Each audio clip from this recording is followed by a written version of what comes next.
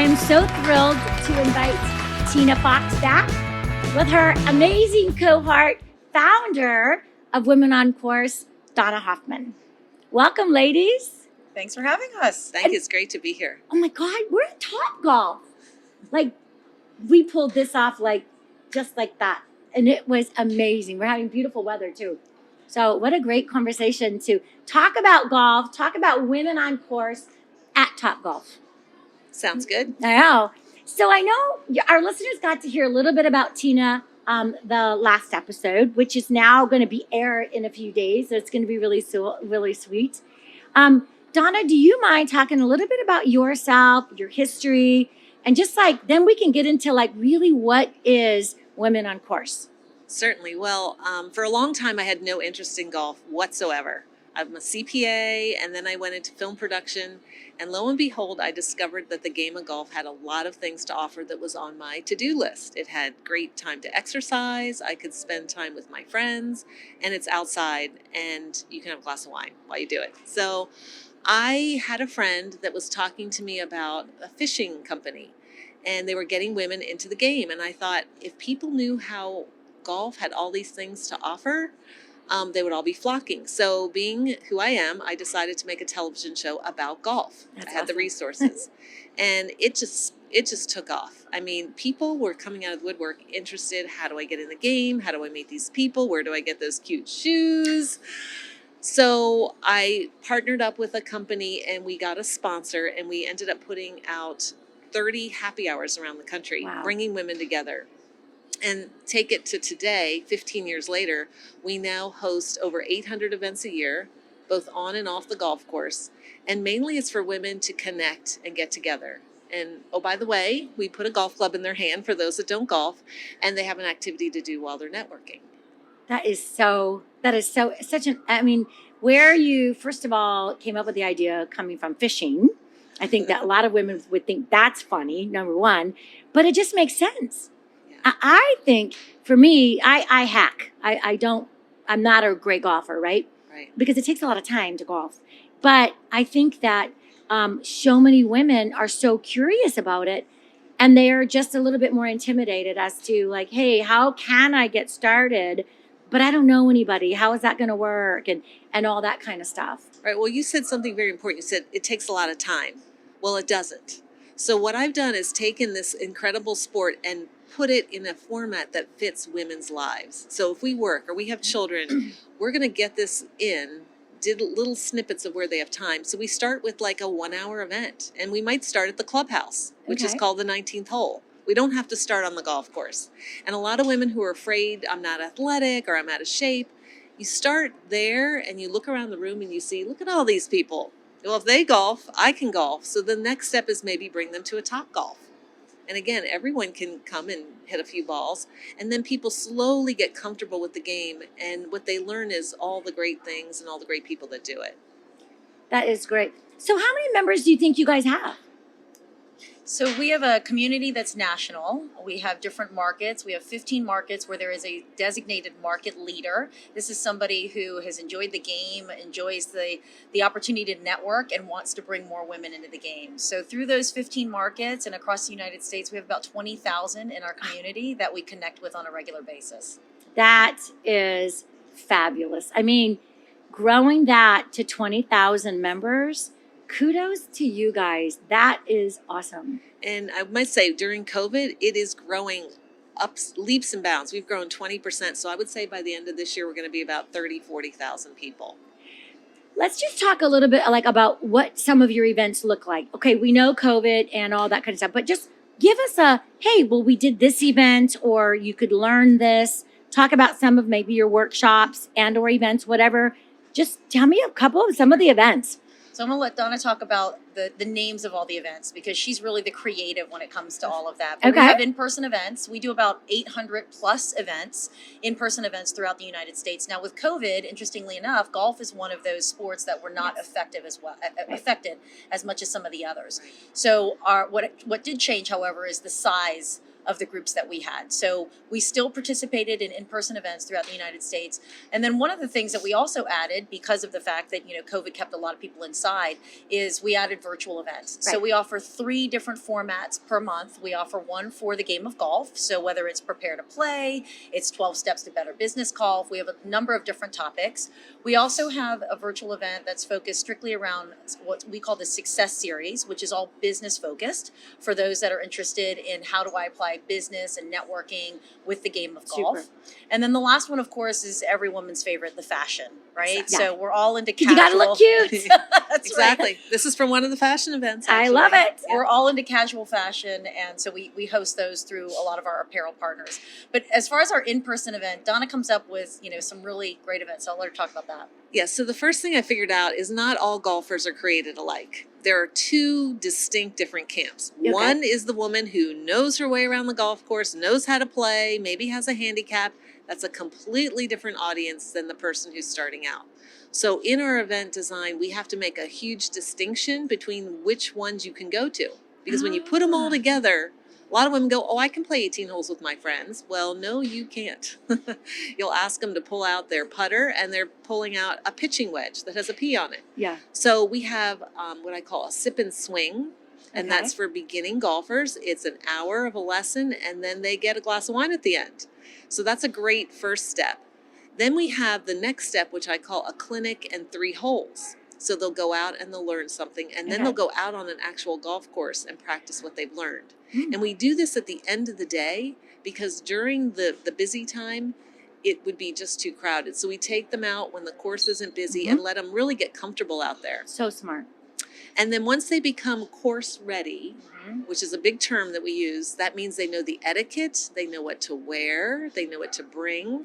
They don't have to be great, but they do have to know their way around the golf course so they can keep moving, which is called a pace of play. So once they're ready, and we can get them ready pretty quickly, then they can join one of our 9 and wines, which is self-explanatory. Right. 9 is fine if we don't have wine at the end because of COVID.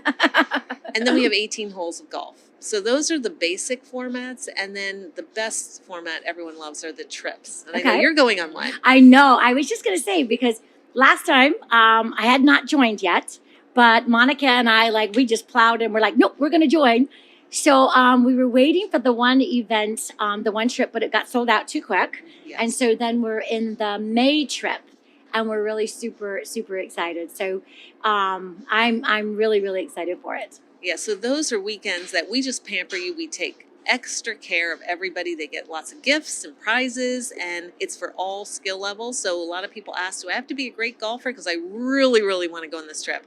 So we do design packages and trip agendas for people who are brand new versus people who play. So they're a lot of fun. It is the best girls' weekend, and the best part about it is that it's all organized to a T by us. You just show To a up. T. Wait, no pun intended. No pun intended, but I Dun-dun, suppose. bump. That's right. That's right. That's right. Yeah. Yeah, I can tell you, I mean, you were super, super organized, and it's like, that one was great because we can drive to it. And I'm looking forward to learning from it. Yeah. Like I said, I hack. I can do okay. I sort of know my golf etiquette, but this is what women need. Right. We focus more on how to be a popular player than how well you play. And I try to take the adjectives away from the word golfer. In other words, I'm a terrible golfer. I'm a horrible golfer. We try to say, I'm a hack. Oh. You don't want to say that. You want to say, I'm a learning golfer, an improving golfer, an occasional golfer. I'm a really good golfer. If you are good, you might as well say it. Yeah. But we try to stay away from negative adjectives to Okay. describe ourselves. I'm a prepared golfer. Networking golfer. Yeah. I like it. Yeah. I love it. I had a little, at the time, he was around 80 years old, guy that first taught me how to golf. Oh, wow. And it was it's Paul Susko, this teeny weeny old Polish man. I was in real estate, and he would get me up at the crack of dawn, 6 o'clock, 7 o'clock in Arizona, and we would go play. Wow. And so, or he would teach me. And I did it because I'm like, I love you, buddy. I can't say no, but I loved it. But the etiquette part, I did not get. Well, that's where you have to start because you can quickly be uninvited if you don't know the etiquette. it's just like any other culture. You know, if you go into a restaurant, you don't eat with your mouth wide open. Right. You put a napkin in your lap. And if you see someone not doing that, you think less of them, right? So if you're using golf, especially for business, and you start doing these things, people are going to think differently of you. So that's a very important thing to get before you go to the golf course. And of course, what to wear. You want to show up wearing the right thing. You look very out of place if you're at a formal function in your jeans. Correct. So you can't show up at a golf course in like yoga attire. And a lot of people don't even know there's a dress code. So we prepare women for all those things. So when they get there, they feel prepared and confident. That's 90% of the game. How you swing is not as important. That is such a great segue. We're going to be coming back talking a little bit more about the actual business of networking after a word from our sponsor. I'm James Steele with Farmers Insurance, Steele Insurance Agency. I'm an experienced business owner, and I know the demands that come with growing a business. From keeping up with payroll to the flexibility needed in uncertain times. Being a business owner today is more rewarding and trying than ever before. If you're looking to start or expand, let my experience serve you. From general liability to workers' comp, from audits to certificates of insurance. Please give me a call and let my team answer your questions. I have a commercial specialist, life insurance specialist, and retirement agent all standing by. Hey everyone, welcome back. And we are out in Ashburn, Virginia at Clubhouse with wonderful, beautiful ladies of Women on Course. So I want to talk a little bit about like some statistics. I kind of did a little bit of homework, and it seems that if you looked at it, 90% of the Fortune 500 companies, executives play golf. How does that talk to like those statistics with your members? What would you say how either how you ladies feel or how you speak to your members about some of those kind of statistics? We're seeing more people. So it's a great statistic because we're seeing more women as they continue to enter into the world of business want to get networked. And where they're finding the leaders, or they're finding the leaders taking a break in a relaxed atmosphere, such as golf, and they want to get involved in that game. But we all know that the game itself has not necessarily rolled out the green carpet for that segment of individual, that being the woman. And so Women on Course is a great gateway for those women to get connected to the game so that they then can get connected to those individuals that are making the decisions. You know, another thing I wanted to make comment on has to do with the executive woman. So one of the things I notice that a lot of executive women do is overload. I can see that, yeah. Yet in my career, what I have found is I have found that the best leaders that I preferred to work with were those that had a more relaxed sense about themselves. They weren't overloading. They weren't the ones that were toting in the briefcases that were overfilled with agendas that were busting at the seam. These were individuals that somehow figured out what we all want to achieve, which is that balance in life, right? And many of them do participate in the game of golf because it gives them different, Donna likes to call it the triple dip, right? So it's like it gives them dips into different things. They can network for business, they can get their relaxation in, and they can also get their exercise in.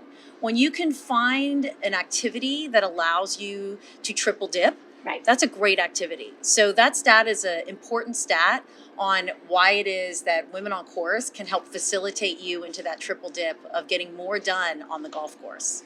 I think that is so wise. That is so wise. And I can think of lots of different executives that I've spoken to that you nailed it. That's good. Yeah, and that's how personally I got pretty good at the game because I had 3 children, single mom.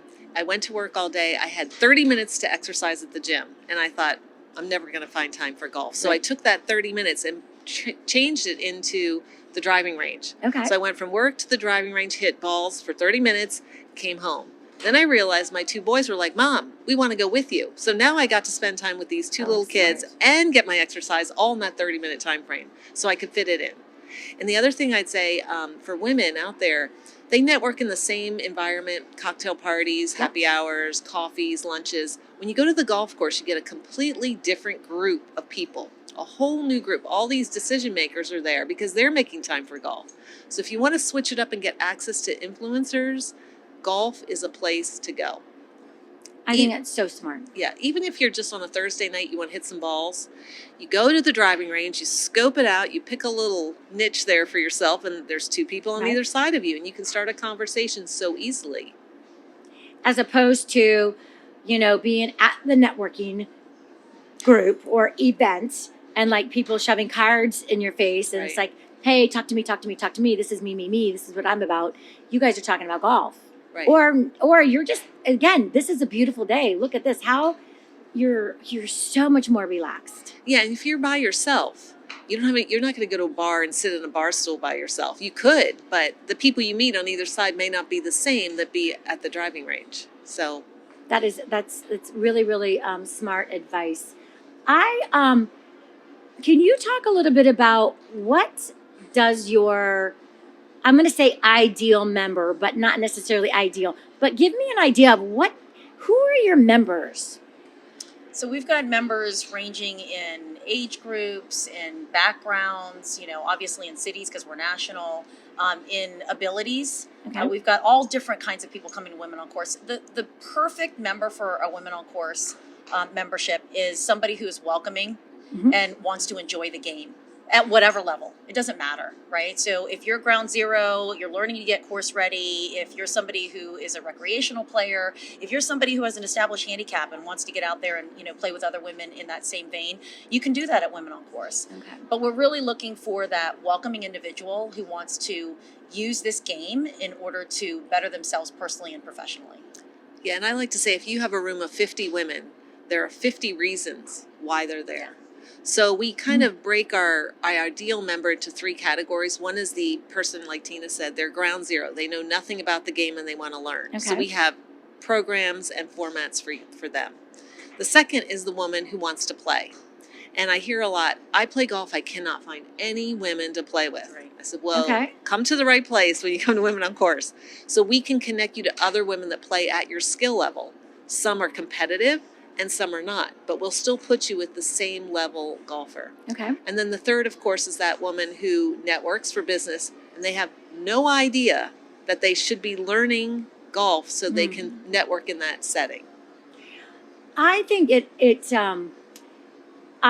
you are, for example, I would say me as an example, or, there's just sometimes a little bit of an unfair advantage if you don't stretch yourself to say, for example, now I'm going to learn golf. I've just opened my doors of opportunity tenfold.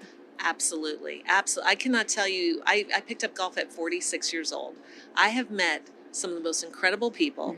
I've been right here. It's one of my incredible people That's great. at different ages, like different races, different cultures, different parts of the country. I have best friends that I never would have crossed paths with and learned about where they come from and what they do. So it has just totally expanded my world.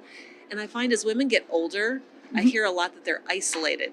Their worlds get smaller. Their kids grow up. Their careers are kind of maybe on the end and they get smaller. So with Women on Course, it expands this whole, I call it the forgotten generation. The women 50 and over get invisible. The society wants to focus on younger people, up and coming. And at Women on Course, as Tina knows, I hate that. Yeah. I said, we are paying attention to women over 50, 60, 70. We have some women that are 80. Yeah. But they get noticed and they're active and they're not ready to give up on life. And it's so empowering and women just enjoy that we are paying attention. I think you just hit something to make me think about something, which is I mentor women in business and starting their business and whatnot. And two types of my clients are those that are perhaps young, don't know what to do, how to do it, how to get started. But the second one is also, it's that, let's call it an empty nester just for practical purposes, which is like, okay, now what do I do? Right. So that is so brilliant, which is like, okay, some of your members probably aren't doing this to get more business or to network. Some of them just want to start something new and have a camaraderie with some awesome gals.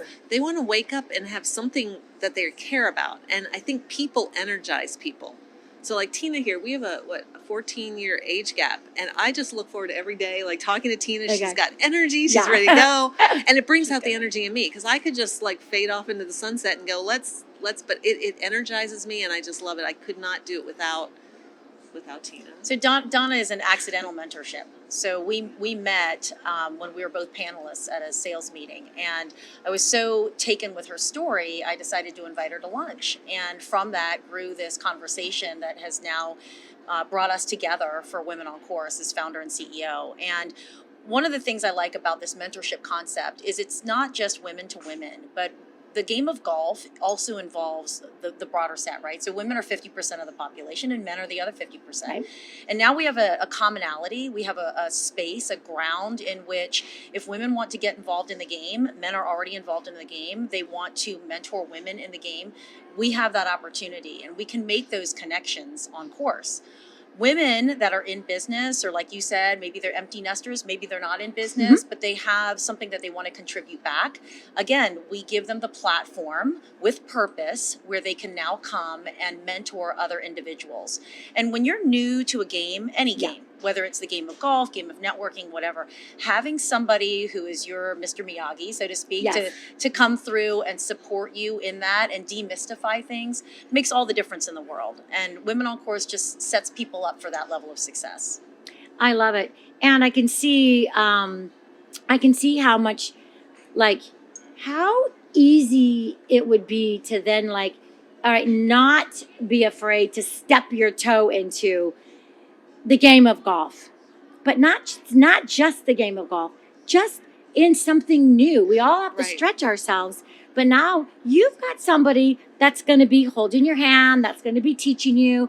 You don't have to be fearful. You're going to learn it and it's going to be natural. Yeah, I find I entered golf twice. Husband number one introduced me, quickly quit the game, hit the ball or you're out. Yeah. Husband number two mentored me into the game. He made sure that I understood what was going on and I felt comfortable. Yeah. And I felt that I belonged there. So that's the difference between doing it and not doing it. So mentorship is extremely important. And Tina, we are going to be rolling out a program in another week or two, our mentorship program. We're launching, mentorship has been huge in my life. We're launching a mentorship program at Women on Course where our members who are interested in mentoring are going to sign up with us online. We're going to host events where there will be mentored events. Yes. So anybody who's new or just wants to improve their play, maybe they've been playing for a little bit, they can come to these events knowing that we're going to have somebody who has raised their hand to be a mentor. We will partner them in that group and they will go around the course together. So fabulous opportunity. So valuable. Yeah. Well, my passion is mentoring, so I think that it's a brilliant concept for you guys to add. Our first one. So that's awesome. We have golf pros too, and while they mentor in a way, they can be intimidating because they're good. So I think women like the comfort of saying, if you were my mentor, I feel much more at ease than the pro looking at me, got his arms crossed, let me see at the ball. Yeah. So we have both. So, and I have to do a plug because I know Women on Course members will be watching this, and I know hopefully women will be watching this that haven't yet entered into the game. Yes. But I was listening to a podcast over here. I'm going to give a shout out to Ed Milet, who talked about separation season. And so you were talking about stretching oneself, and that's the concept of separation season, is what is it that we are going to do in order to stretch ourselves just a little bit. And what I'm hoping this year in this separation season, right, it's the month of resolutions, is that more women like yourself and Monica will end up joining Women on Course, or if you're already a Women on Course member, you will end up mentoring your passion, my passion, for the next generation that wants to learn this game. That's awesome. That's awesome. So what we're going to do is we're going to be coming back after a word from our sponsor, and we're going to be talking about success stories. Don't go away.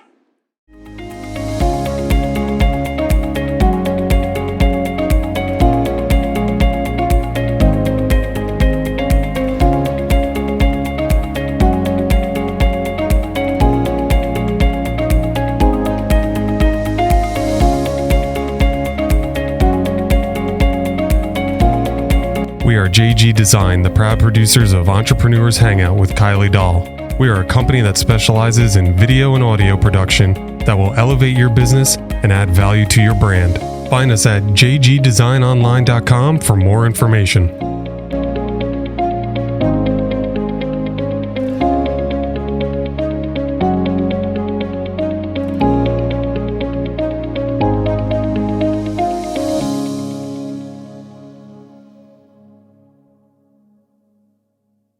Hey guys,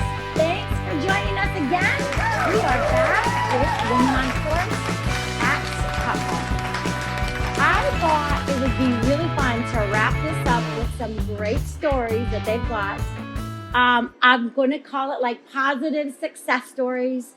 And I can't wait to hear a little bit like behind the scenes, some of your favorite stories, ladies. Go for it. All right, I'll tell you one that happened at my very first event in California. Okay.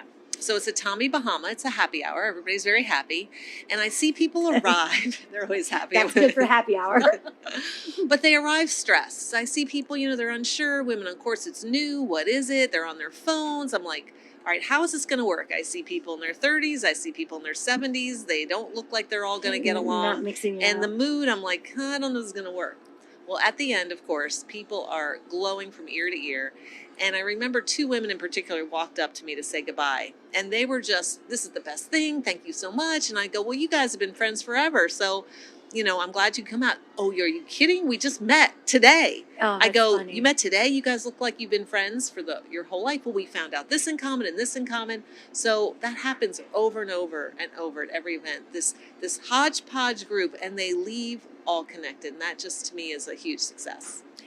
So, and do you think it's because of the golf, the camaraderie? What would you say? What would be the reason for that? The atmosphere we create is an inclusive atmosphere. And we do some activities that make people mix right off the bat. You don't get to come in with your best friend and sit there and chat. We mix you up through golf, if it's golf, Okay. or games that we're doing at the event. But we encourage people to be a little uncomfortable to meet others. And then they find things in common naturally. Women are just natural putting things together. True that we are. And I think that we're a little bit more also inquisitive as to, hey, what do you do? Tell me about your life. And, we investigate more so than say our counterpart. And see, I'm an introvert, so I don't like walking into a room by myself. And I just stand there because everybody knows everybody. Yeah. So I've created these formats so that the introvert is comfortable. And that one of the reasons why I thought Donna's founding of this company and doing what she did was so intriguing is because I learned a long time ago that you can really separate yourself from being an attendee when you become a participant. And so that's what Women on Course is really all about. Where does that success come from, right? It's because we've created this platform to which you can now participate. So if you attend an event, many times, we've all done this, we sit, we listen, there's great information that's exchanged, we write it all down, we go home, it's a Friday afternoon, we're really excited, we go through our weekend, Monday comes around and the schedule goes right back, right? So with Women on Course, all of our events, because they're participatory, you're doing while you're there. It's not something that you're thinking about and then later on you're then going to hopefully find time for. Okay. You're there and you're getting it done. And I've got a great, most recent success story. We work with a lot of partners. We work with pros. And these pros, we have one female pro down in Texas who shared how, she loves her job and she loves the fact that she's connected with Women on Course. She has her Women on Course members come, and one day a woman had come. Unfortunately, it was right in the middle of COVID and she had lost her job. And she was debating on whether she should even come to the event because she didn't know that, she's going to bring people down. But she did. She decided, I'm going to participate. I'm going to show up. And when she showed up, her Women on Course community rallied around her and immediately started finding ways to get her network, to get her a job. And for that pro, despite, the fact that they had this wonderful lesson, she was really excited about the fact that she was a witness to this community that was very supportive of one another. So that participation factor is really big with Women on Course. That's our success. That is a great story. I kind of look at it this way where I think women are somewhat naturally referring people. Like if you've got a hairdresser, using this as an example, right? And she's been cutting your hair for 15 years or him or whatever. Somebody says, hey, do you know someone? You are like, no, you've got to go to my hairdresser, right? So, and that's natural. You don't get anything. I mean, I don't think your hairdresser is going to say, hey, every 10 cuts that you refer to me, I'll give you a free one. It just comes naturally. So I love the fact that you said, your community, and I'm really looking forward to being very actively a part of that community because that's how we're, a little bit more intimate, but you start really caring about people and like, I want to see you do well. Well, that's how we've grown. I mean, people ask me, how did you get this started out of dust? Really? And it's because we treated everybody so well at the first event. They had such a great time. They told all their friends. And friends brought friends, brought friends. I have one story of a woman, her name is Carrie, and she's from Brooklyn. Okay. And she signed up for a trip. And I'm like, that's odd. We don't have anybody in Brooklyn. How'd she hear about it? So when she got there, she told me her brother, who loves golf, said, Carrie, you're in Brooklyn. You need to learn golf to meet people. Oh, funny. She never played golf before. So here she is on the trip, never played. And I'm like, all right, what are we going to do with this one person that's never played? So we brought her into the community. We set her up with lessons, and we paid a lot of attention. She is now has the best group of friends from that experience. People so admire her. And through her parents dying and like the COVID disaster, she's got a support network of people all around the country. She called me the other day. We talked for an hour. I call her my sister.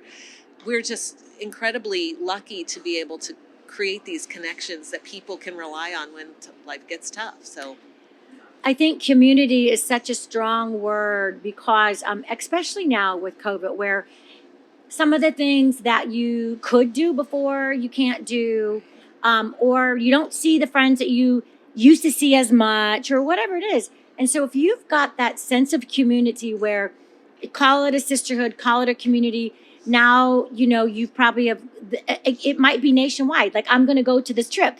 I know I'm going to come back knowing somebody that I did not know before. Right. I mean, Tina and I are doing these virtual events, and we laugh because it's over and all the faces are there, right? And we're like, Tina, they're not leaving. Because they are so want to be connected. And one time we saw two faces, right? And she's like, are you so-and-so? They were flight attendants from 30 years ago. Oh my gosh. And they realized that they lived in the same area and they were part of Women on Course. So that's even how we're connecting. Oh, that is a great story. That's a great story. I'm visualizing it like on the screen. Like, okay, we really got to go. We really got to hang up now, guys. Right. Those are amazing stories. So what's next for Women on Course?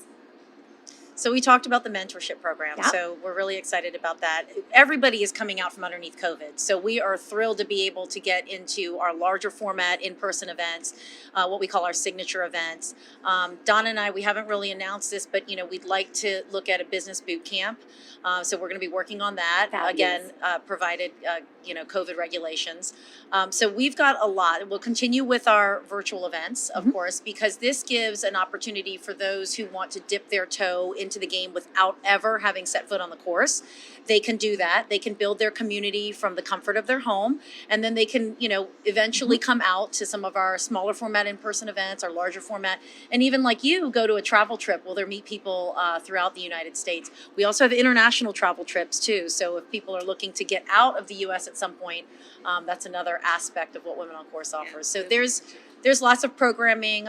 We're really excited to get connected with corporate America. That's one of my biggest pushes is identifying, as you mentioned in that stat earlier, about how a lot of Fortune 500 executives operate in and around the golf course.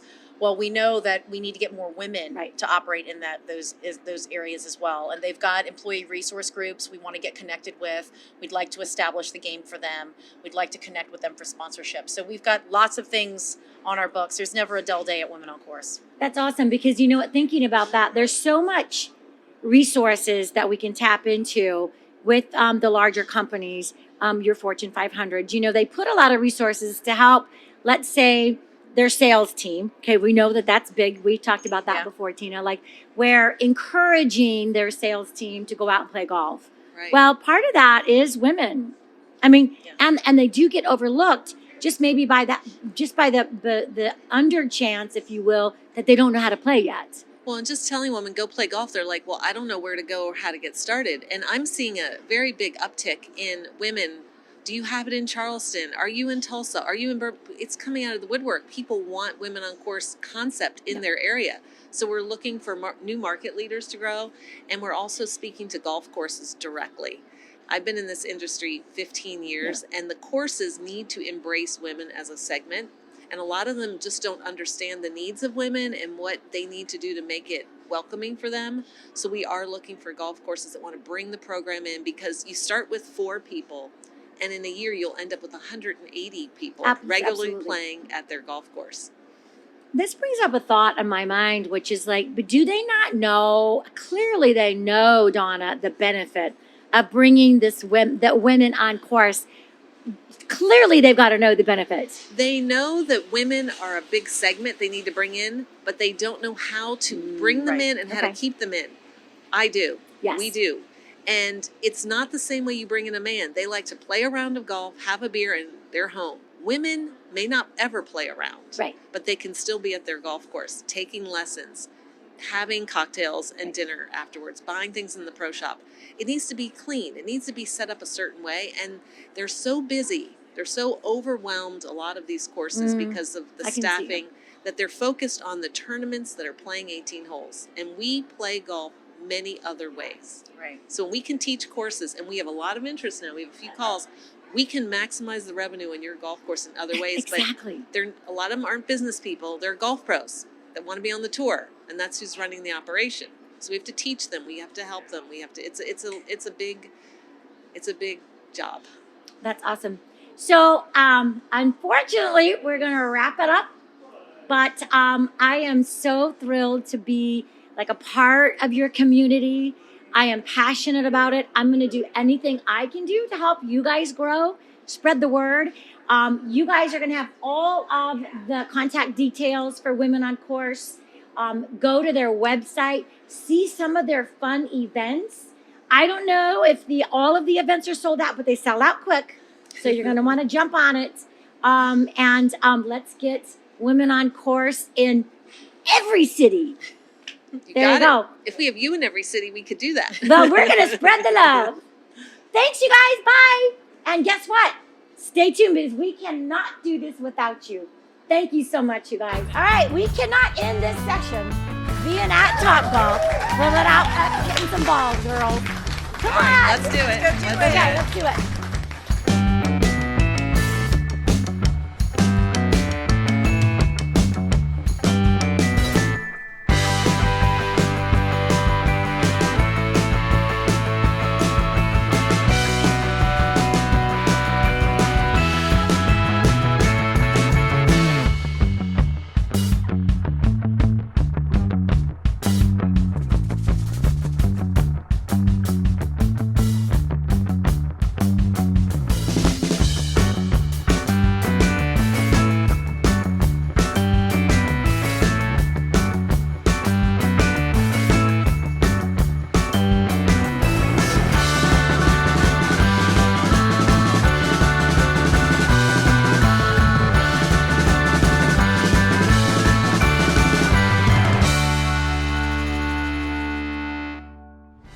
I want to do a huge shout out to Topgolf.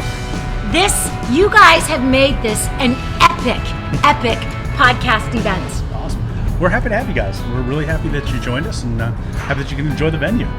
Dave, just quickly, Topgolf, tell us about it. It's Topgolf real quick. It's a global sports entertainment company. Started about 20 years ago in the UK. About 15 years ago, they made the move to the US, and that's when it really took off. There's about 60 venues today in the US. There's Mexico, Australia, and we just opened in Dubai. Oh, Dubai, I can imagine, would smash this. Absolutely. Yeah, it's a pretty cool spot. Well, it's like, where can you not go have some fun drinks with your friends, shoot some balls, and you guys have got it going on. Awesome. Well, I appreciate that. Absolutely. Appreciate that. Your entire staff has been unbelievable. That's good. So I can keep them? Absolutely. Perfect. We would suggest that. Thank you very much. Thanks for coming.